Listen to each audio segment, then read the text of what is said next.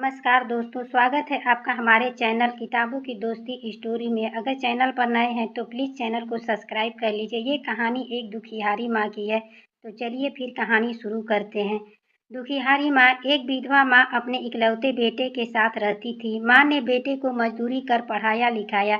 बेटे ने भी मन लगाकर मेहनत किया और बीए पास कर सरकारी नौकरी में लग गया। नौकरी लगते ही परिवार में खुशहाली आ गई। माँ अब मजदूरी छोड़ दी। बेटे ने माँ को सब तरह से आराम और खुशियाँ दी।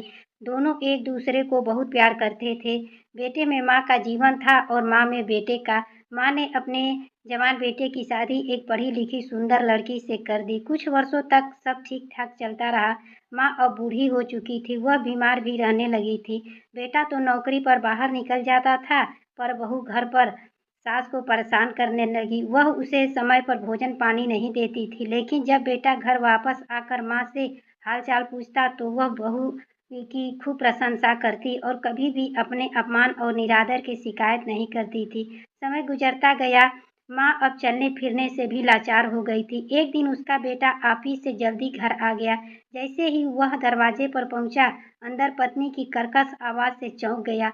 वह सास को भला बुरा कह रही थी और वह हाथ जोड़कर बहू से मिन्नतें कर रही थी।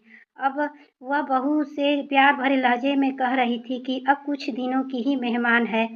माँ ने बेटे से कुछ भी नहीं बताया। बहू सबसे बुरा व्यवहार करती थी। माँ बेटे की सेवा से खुश थी। एक दिन वह बेटे के साथ भगवत भजन कर रही थी कि अचानक उसे दिल का दौरा पड़ा और वह बेटे की बाहों में ही दम तोड़ दिया। बेटे ने अपनी माँ को अंतिम समय में जो सुख दिया वह अनुकरणीय है। वह अपने घर को भी टूटने से बचा लिया। माँ के मरने के बाद वो पति पत्नी सुखपूर्वक जीते रहे।